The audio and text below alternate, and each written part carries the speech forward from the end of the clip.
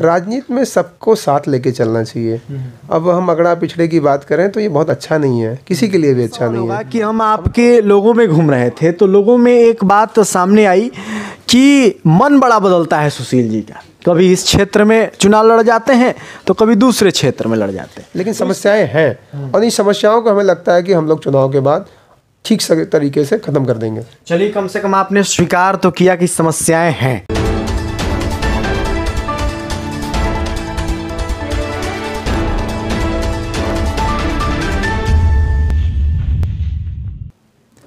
नमस्कार, आप देख रहे हैं न्यूज़ सुपर 7 और मैं हूं आपके साथ सौरभ दुबे। उत्तर प्रदेश में यदि आप घूमने के लिए आ जाएं तो यहाँ की जो तापमान है और जो सरगर्मी है वो बहुत अलग दिख रही है। अभी हमारी टीम अलग अलग जगहों पे घूम रही है और सर्वे कर रही है कि आखिर उत्तर प्रदेश में माहौल क्या है। सर्वे के साथ साथ हम लोग विधायक हों या फिर प्रत्याशी हों, उनसे मुलाकात भी आपका करा रहे हैं। इसी बीच हम लोग सैयद राजा में मौजूद हैं और हमारे साथ इस वक्त सुशील सिंह जी मौजूद हैं जो कि सैयद राजा के अभी वर्तमान में विधायक हैं। कुछ सवाल हैं हमारे साथ। बहुत बहुत स्वागत है आपका सुशील जी हमारे चैनल। नमस्कार सुशील सिंह, चैनल के लोगों को बहुत बहुत धन्यवाद। जी सर। तो सवाल तो वैसे बहुत हैं, लेकिन आप चूँकि जल्दी में हैं और जल्दी में होना भी लाजमी है क्योंकि समय भी कम बच गया है।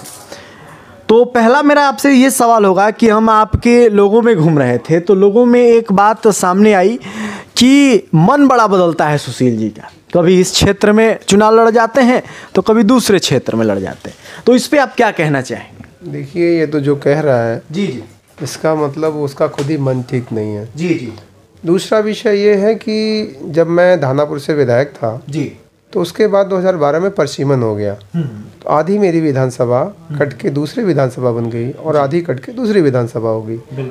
तो अब जब कट गई तो स्वाभाविक है कि एक ही जगह से लड़ सकते हैं, दो जगह से लड़ नहीं सकते हैं, क्योंकि आधी कटी दूसरे में, आधी कटी दूसरे में। तो मैं सकलडीहा से लड़ गया और मेरे चाचा लड़ रहे थे सैयद राजा से विधानसभा। उसके बाद मैं जब 2012 में जब मैं निर्दल चुनाव लड़ा, जब परसीमन हो गया, मैं चुनाव जीता, जनता ने सकलडीहा की जनता ने चुनाव जिताया। उसके बाद हमने भाजपा ज्वाइन किया हमने 2014 में, और उसके बाद लगातार हम लोग क्षेत्र में काम कर रहे थे।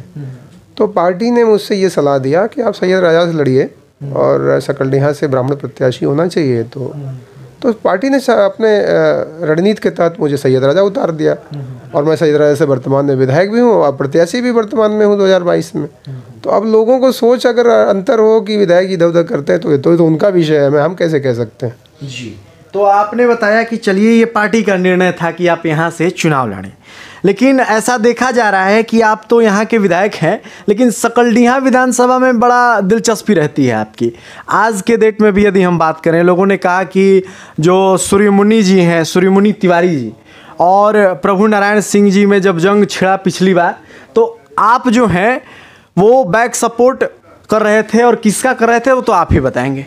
देखिए, हम भाजपा के विधायक हैं तो भाजपा का सपोर्ट करेंगे। लोगों ने तो कहा कि आपको सूर्यमुनि जी को हराने में आपका हाथ था। अब देखिए, ये आप कह सकते हैं, कोई और भी कैसे, जो विरोधी है वो कह सकता है जी। मैं आज भी सूर्यमुनि जी के साथ हूँ और पिछली बार भी था, क्योंकि वो हमारे भाजपा के प्रत्याशी हैं। और रही बात, जिस व्यक्ति को मैं 2 बार हराया हूँ उसकी मदद मैं क्यों करूँगा, कोई मतलब ही नहीं उठता। ये जो विरोधी लोग हैं ये अफवाह उड़ाते हैं, उनका काम ही है, क्योंकि वो विकास की बात नहीं करते, हम विकास की बात करते हैं। चाहे सकलडीहा हो, चाहे सैयद राजा हो। सकलडीहा से हमारा इसलिए लगाव रहा है कि वहाँ की जनता ने पहली बार भी विधायक बनाया, वहाँ की जनता ने दूसरी बार भी विधायक बनाया, तो लगाव स्वाभाविक है। लोगों का आरोप प्रत्यारोप तो अलग विषय है, उस विषय पे। सुशील सिंह जी हमेशा विकास की बात करते हैं। जनता में हमारी टीम घूम रही है, आपको हम बता देते हैं। तो कुछ गाँव हैं, सकरारी, कोहड़ा, पंचगंगापुर वगैरह में हमारी टीम घूमी है।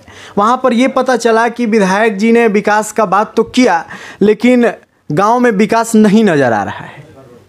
अब देखिए क्या है, गांव में जिन लोगों ने आपसे बातें बताई हैं जी, अब वोट पड़ेगा, आप देखेंगे कितना वोट मिलेगा, कितना समर्थन है, कितना आशीर्वाद है।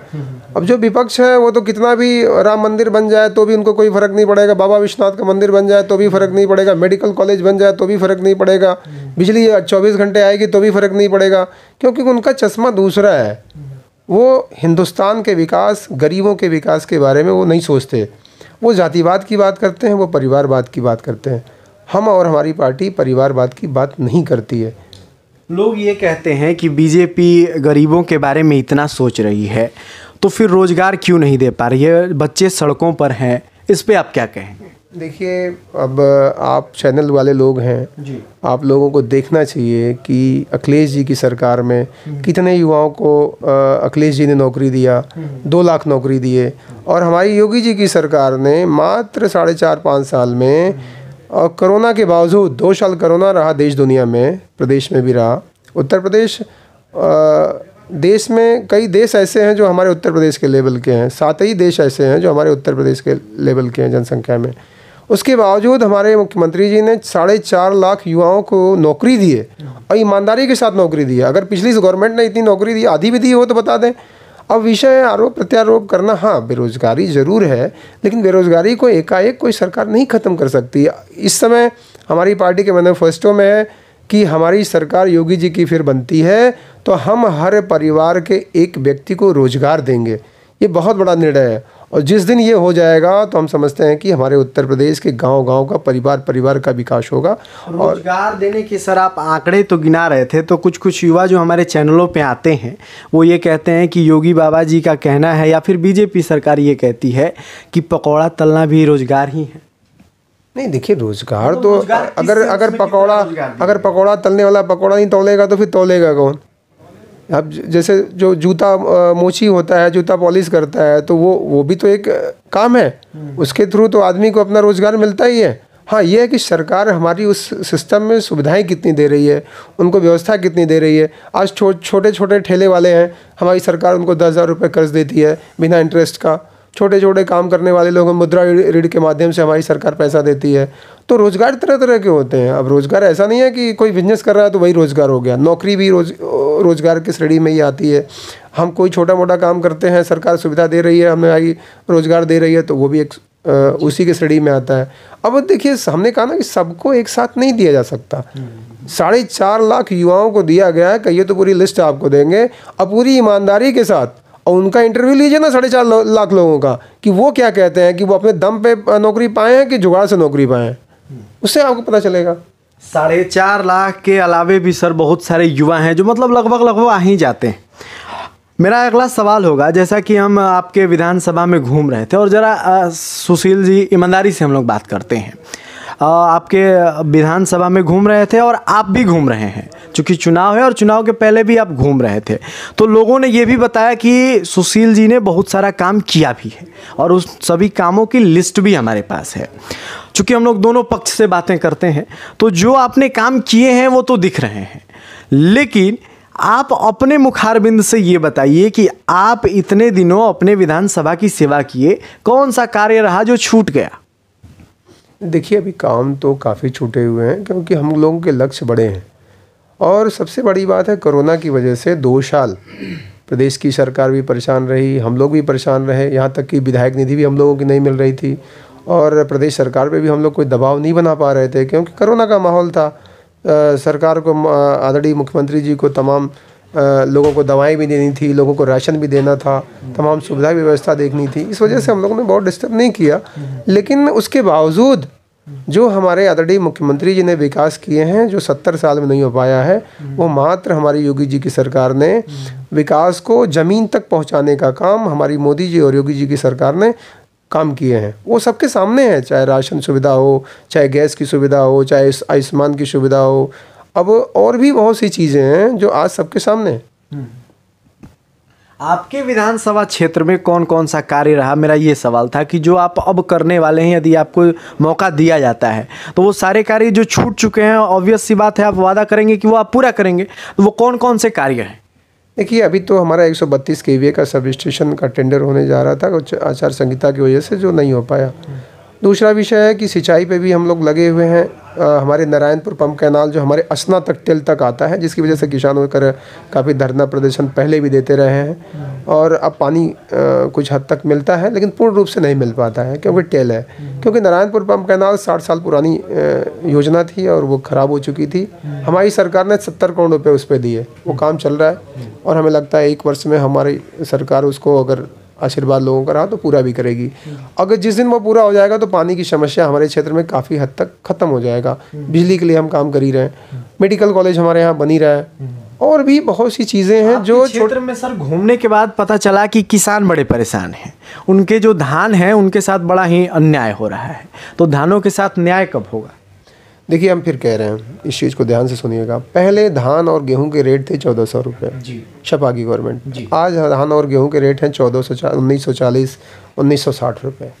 और पहले की अपेक्षा आज कितने धान खरीदे जा रहे हैं, कितने गेहूं खरीदे जा रहे हैं, इसके भी आंकड़े को आप देख लीजिए, कई गुना ज़्यादा, एक गुना नहीं कई गुना ज़्यादा।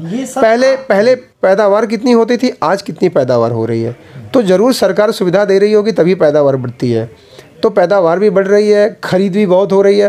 हाँ, ये ज़रूर है कि लोगों की उत्सुकता ये है किसान भाइयों की कि वो चाहते हैं कि उनका धान सबसे पहले चला जाए, लेकिन जिसके नंबर लगे हैं उसी तरीके से होंगे। और साथ में कुछ अभी आचार संहिता की वजह से कुछ अधिकारी भी बदमाशी कर रहे हैं, कुछ कर्मचारी भी बदमाशी कर रहे हैं, जिसकी वजह से हमारा किसान परेशान है। हम किसान के साथ हैं, ज़रूर चुनाव के बाद इन अधिकारियों के खिलाफ कड़ी कार्रवाई हम लोग करेंगे अगर हमारी सरकार बनती है तो। और आने वाले समय में हम हर न्याय पंचायत में क्रय केंद्र खोलेंगे, और हमारी सरकार ने जो खरीद है धान का किया है चाहे गेहूं का किया है, पैसा भी लगातार लोगों को मिल रहा है। कहीं कहीं कुछ एजेंसियां हैं जो पैसे देने में कुछ ढिलाई कर रही हैं, वो लेट कर रही हैं, जिसकी वजह से सरकार की भी बदनामी हो रही है, हम लोगों की बदनामी हो रही है। लेकिन अब विषय है कि आचार संहिता है, हम अधिकारियों को बहुत टाइट भी नहीं कर सकते, कुछ कह भी नहीं सकते, क्योंकि हम लोग भी व्यस्त हैं। लेकिन समस्याएं हैं, और इन समस्याओं को हमें लगता है कि हम लोग चुनाव के बाद ठीक तरीके से ख़त्म कर देंगे। चलिए, कम से कम आपने स्वीकार तो किया कि समस्याएं हैं। कुछ लोग हैं कि स्वीकार भी नहीं करते हैं कि समस्याएं नहीं हैं, बहस करने पर उतर आते हैं। अब इंटरव्यू के अंतिम दौर पे हैं, चूँकि आपके पास समय बहुत कम है, आगे आपका काफिला भी तैयार है, तो अंतिम दौर पे हम आपके सामने कुछ व्यक्तियों के नाम रखेंगे और आपको एक लाइन में जवाब देना होगा। और सबसे पहला व्यक्ति का नाम हम लेंगे ओम प्रकाश राजभर। ओम प्रकाश जी देखिए बहुत पॉलिटिशियन नहीं है, मेरे अच्छे संपर्क उनसे हैं। हमने पिछली बार भी उनसे कहा था कि देखिए बीजेपी वालों से अच्छा संपर्क है, उसके बावजूद भी दहाड़ तो रहे हैं वो खिलाफ में ही। देखिए क्या है, उन्होंने कहा ना कि वो पॉलिटिशियन नहीं है, तो इसी से आपको समझना चाहिए। अगर वो पॉलिटिशियन होते तो इस तरह के जो फैसले ले रहे हैं, इस तरह के जो काम कर रहे हैं, उनको नहीं करना चाहिए। राजनीति में सबको साथ लेके चलना चाहिए। अब हम अगड़ा पिछड़े की बात करें तो ये बहुत अच्छा नहीं है, किसी के लिए भी अच्छा नहीं है। हमको सभी समाज के वोट की ज़रूरत है, हमें समाज के विकास की बात करनी चाहिए, उनको भी समाज के विकास की बात करनी चाहिए। और सिर्फ पिछड़े की बात करते हैं भाई, हम लोग भी पिछड़े के सहयोग से हम लोग भी एमएलए होते हैं। ऐसा नहीं है कि हम अगड़े के ही वोट से होते हैं, पिछड़े भी हमें वोट देते हैं, हमें सभी समाज का वोट मिलता है। तो ये उनका कहना गलत है, और उनको हमने पिछली बार ही कहा था कि भाई आप बीजेपी के साथ गठबंधन करिए, तभी उनके 4 एमएलए थे। अब उनको दिखेगा कि कितने उनके एमएलए आएंगे। चलिए, वो तो समय बताएगा। इस राउंड में दूसरा नाम हम लेंगे प्रियंका वाड्रा। अब देखिए, प्रियंका जी राष्ट्रीय लेवल के नेता हैं, और इस चुनाव में उनको पता चलेगा कि उनकी कितनी सीटें आ रही हैं, क्योंकि वो लोग कभी ज़मीन पे न पहले भी कभी काम किए हैं, न आज भी वो ज़मीन पे हैं। ज़मीन पे वो लोग हैं ही नहीं, चाहे राहुल जी हों चाहे प्रियंका जी हों। वो लोग सिर्फ हवाई राजनीति करते हैं, जनता से 70 सालों तक ज़मीन पे रहे तो उखड़ गए ना। अगर ज़मीन पे रहे होते तो उखड़ते नहीं। उन लोगों ने सिर्फ हवाई उखड़ने का तो बात मतलब सरकारें आती जाती रहती हैं, सरकारें आती जाती रहती हैं, विषय नहीं होता। ये तो हम भी जानते हैं कि सरकारें आती हैं और जाती हैं। तो उखड़ना मतलब ज़ीरो हो गए। उनके एमएलए कितने, उनके वोट परसेंट कितने हैं, उनके वोट कहाँ रह गए? जो आपके वोट थे सारे आपसे हट गए, क्योंकि आपने कभी उनके विकास के बारे में काम नहीं किया। आपने सिर्फ मुद्दा बनाया, मुद्दा बना करके आपने वोट लिया, और वोट ले करके देश को आपने बेवकूफ़ बनाया। और वो सारी चीज़ें आज जनता समझ चुकी है। जनता को जहाँ विकास दिख रहा है, मोदी जी विकास कर रहे हैं, योगी जी विकास कर रहे हैं, जनता मोदी जी योगी जी को देख रही है। आज देखिए मोदी जी भी प्रधान। अगला नाम होगा अखिलेश यादव जी का। योगी आदित्यनाथ का तो हम नाम नहीं लेंगे क्योंकि पूरी चर्चाएं उन्हीं पर हुई। तो अखिलेश यादव जी, और टिप्पणी थोड़ा सा छोटा में ही किया जाए। देखिए, अखिलेश जी के बारे में बहुत कुछ मैं नहीं कह सकता। अखिलेश जी को मैं बहुत पहले से ही जानता हूँ, और अखिलेश जी मुख्यमंत्री भी प्रदेश के रहे हैं, लेकिन कभी उन्होंने विकास के बारे में एक कदम भी आगे नहीं बढ़ाया। वो सिर्फ जातिवाद की राजनीति करते हैं। लोगों ने कहा कि कैनाल आपके एरिया में उन्होंने बनवाया और आप उसका ख्याल नहीं कर पाए। अब कौन कह रहा है कि कैनाल बनवाए होंगे? रिकॉर्ड उठा के देख लीजिए, रिकॉर्ड उठा के देख लीजिए। वो मेडिकल कॉलेज का भी शिलान्यास किए थे, कोई स्वीकृति नहीं, कोई पैसे के आवंटन नहीं, और मेडिकल कॉलेज का शिलान्यास कर दिए। आचार संहिता के दिन उन्होंने मेडिकल कॉलेज का शिलान्यास कर दिया। तो जनता को बेवकूफ बनाने का काम अखिलेश जी करते हैं, और जनता समझ चुकी है। इस बार के चुनाव में जनता उनका सोपड़ा साफ कर देगी। अंतिम नाम हम लेंगे, आप ही के बहुत करीबी हैं, डब्लू जी, जो कि सपा से विधायक भी रह चुके हैं। अब डब्लू जी अखिलेश जी के ही सानिध्य में रहते हैं, जिसका विवाद चलता है आप दोनों में, मुखिया ही ऐसा हो तो डब्लू जी उससे बाहर तो होंगे नहीं। डब्लू जी हम समझते हैं कि उनसे भी बड़े जोकर हैं। अब जोकर के बारे में मैं क्या कह सकता हूँ, जोकर बड़ा विवाद चलता है आप दोनों के बारे में, इसलिए हमने ये नहीं, हमारा कोई विवाद नहीं उनसे, वो प्रतिनिधि रहे हैं। लेकिन विषय है कि विवाद वो करते हैं, सुशील सिंह कहीं विवाद नहीं करते हैं। उनको विकास पे बात करनी चाहिए, विकास पे काम करना चाहिए, गरीबों के हम दुख दर्द को बांटना चाहिए, गरीबों के विकास के बारे में सोचना चाहिए। उनका बयान आया था कि हम विधायक होते तो दिखा देते हैं। हाँ, वो तो पहले भी दिखाए थे, पहले भी थे, जनता ने उनको पहले भी बनाया था, तो काफ़ी उन्होंने दिखाया भी। और आगे क्या होगा ये भगवान जाने, लेकिन जनता हमारे साथ है, जनता मुझे आशीर्वाद दे रही है। आपको दिखेगा 10 मार्च को।